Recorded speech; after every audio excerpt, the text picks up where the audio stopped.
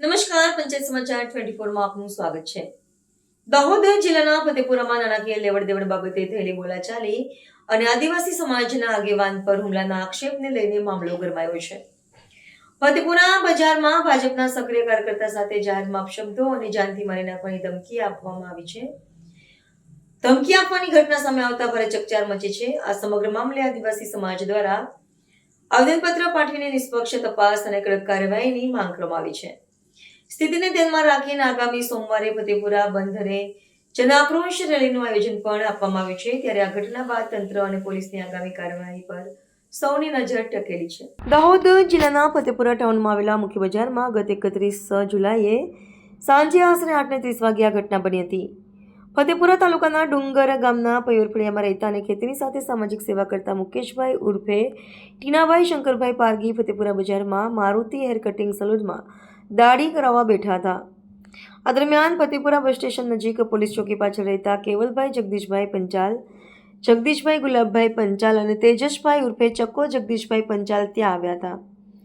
પૈસાની લેવડ દેવડના મુદ્દે ત્રણેય મુકેશભાઈ સાથે ઉગ્ર બોલાચાલી શરૂ કરી હતી અને ફરિયાદીએ થોડા દિવસમાં પૈસા આપી દેવાની વાત કરતા ત્રણેય વધુ ઉશ્કેરાયા હતા।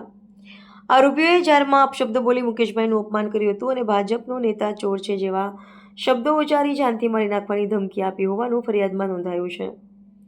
ઝઘડા દરમિયાન બચાવ કરવા આવેલા સલૂનના સંચાલક દિનેશભાઈના હાથમાંથી આરોપીઓએ કાતર ઝૂંટવી લીધી હતી, જેના કારણે બજારમાં લોકોના ટોળા એકત્ર થઈ ગયા હતા।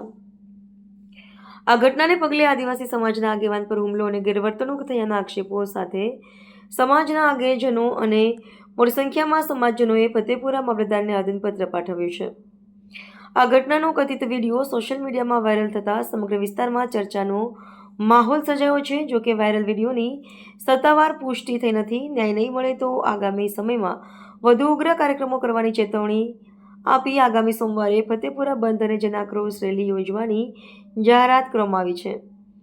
મુકેશભાઈ પારગીની ફરિયાદના આધારે ફતેપુરા પોલીસે ત્રણેય આરોપીઓ વિરુદ્ધ ભારતીય ન્યાય સંહિતાની કલમ હેઠળ ગુનો નોંધી વધુ તપાસ હેડ કોન્સ્ટેબલ જસવંતલાલ પરમારને સોંપી છે। આજરોજ મામલતદાર કચેરી ફતેપુરા ખાતે મામલતદાર સાહેબ શ્રીને આવેદન આપવા માટે આવ્યા છીએ, જેમાં અમારા ફતેપુરાના આદિવાસી સમાજના અગ્રણી જેઓ સામાજિક અગ્રણી તરીકે કાર્યરત છે અને તેઓ ગઈકાલના રોજ 31/7/2026ના સાંજના સમયે બજારમાં તેમના અંગત કામ અર્થે આવેલા હતા। ત્યારે ફતેપુરા બજારના કેવલભાઈ પંચાલ અને તેમના પિતાશ્રી અને કેવલભાઈના ભાઈ ત્રણેય મળી અને ટીનાભાઈ જોડે જાહેરમાં ગાળામગાળી અને ખેંચાતાણ કરેલ અને અમારા આદિવાસી સમાજને ઠેસ પહોંચે તેવી રીતે તેઓએ શબ્દ ઉચ્ચારણ કરેલ।